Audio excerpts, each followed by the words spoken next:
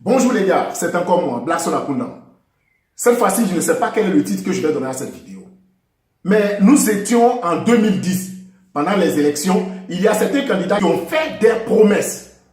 Écoutez ça là d'abord. Chaque année, en Côte d'Ivoire, 50 000 familles demandent des logements. J'ai des solutions pour sauver nos infrastructures et offrir un toit à chaque Ivoirien. Voilà, vous êtes d'accord avec moi. Et nous sommes aujourd'hui en 2018. Mais il y a quelque chose que je ne comprends pas. J'ai dit, je ne comprends pas. Les Ivoiriens en Côte d'Ivoire, dans leur propre pays, pendant qu'ils sont vivants, ils dorment dans ces endroits-là. Regardez vous-même.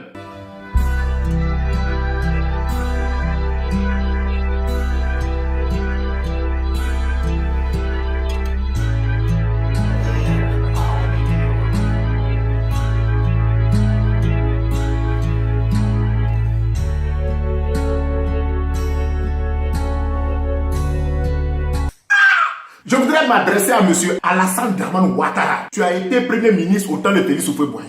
Tu as été ministre de l'économie. Tout ce que tu as pu nous apporter, c'est diviser les Ivoiriens en créant cette histoire de carte de séjour. C'est-à-dire que toi, ton frère, même père, même mère, il a voyagé, il est parti par exemple au Ghana.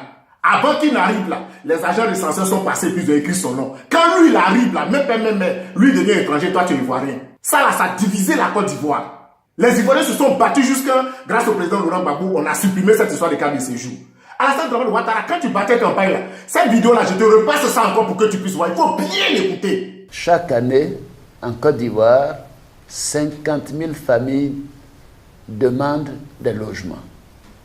J'ai des solutions pour sauver nos infrastructures et offrir un toit à chaque Ivoirien. C'est quoi? L'Ivoirien de son propre pays étant vivant, il dort dans le cimetière. Ouattara, quand les Ivoiriens là vont mourir là, tu vas les déposer où? Tu vas les envoyer où? En tout cas, avant toi, ton arrivée, nous là, on partait au cimetière. Quand on accompagnait un mort, on partait au cimetière. Quand on partait déposer fleurs sur la tombe de nos parents, on partait au cimetière. Quand on partait se recueillir sur la tombe de nos parents.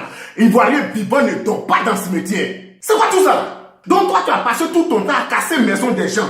Le dernier dossier, c'était quoi? Cocody Danga. On n'a même pas fini de parler de ça. Aujourd'hui, c'est pas bon que tu t'en as cassé encore. Ouattara.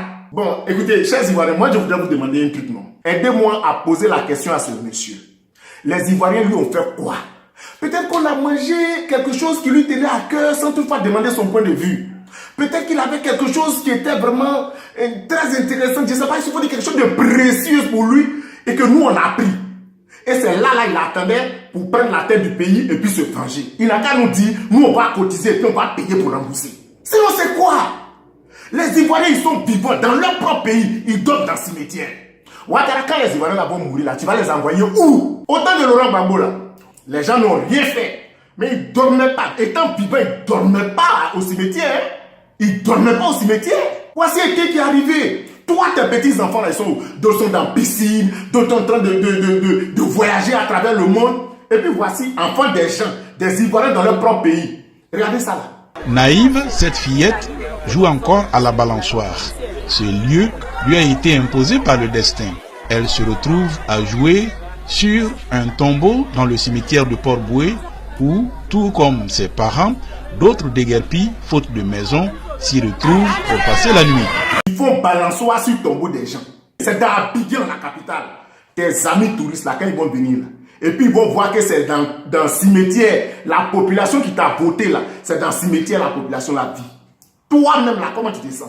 Tu as retiré des gens pour donner aux blancs. Je ne comprends pas. Regardez très bien, regardez la vidéo qui passe là. Vous avez vu Libanais dedans? Vous avez vu Marocains dedans? Ils sont tous des blacks. Ah, je comprends pourquoi est-ce que les gens se débrouillent maintenant pour traverser désert et mer pour aller en Occident.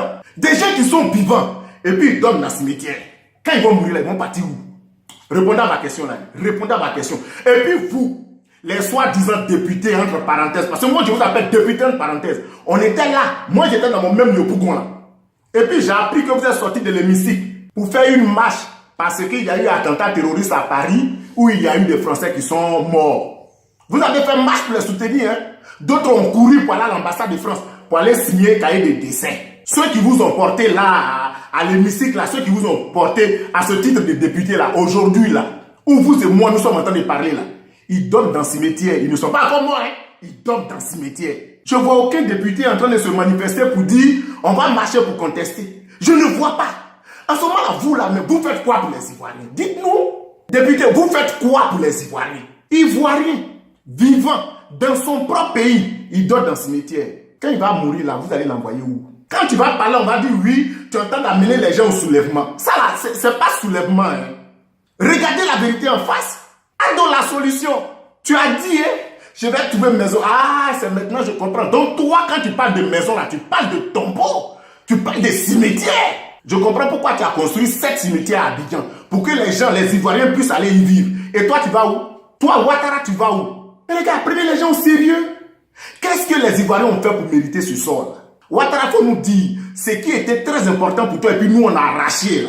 C'est pourquoi tu nous traites comme ça. Il faut nous dire, nous, on va cotiser pour pouvoir te rembourser. Aïe, ouais, on a fait quoi? Chers amis, je ne sais pas quel est le titre de cette vidéo, hein. Mais les Ivoiriens, là, ils ne donnent pas la belle étoile. Hein. Ils sont vivants et puis ils tombent dans le cimetière. Quand ils vont mourir là, on ne sait pas où on va les envoyer. Ouattara, toi, tu n'es pas méchant. Tu es mauvais. Vous, les Benguis qui êtes là-bas, là, vous allez venir en vacances. Si vous trouvez vos parents qui vivent au cimetière, ce n'est pas parce qu'ils sont allés faire maraboutage pour chercher l'argent. Hein. Non! Ouattara les oblige à dormir dans le cimetière. Ça me fait mal, mais je vais faire comment? C'était moi, Blackson Akunda. Ciao!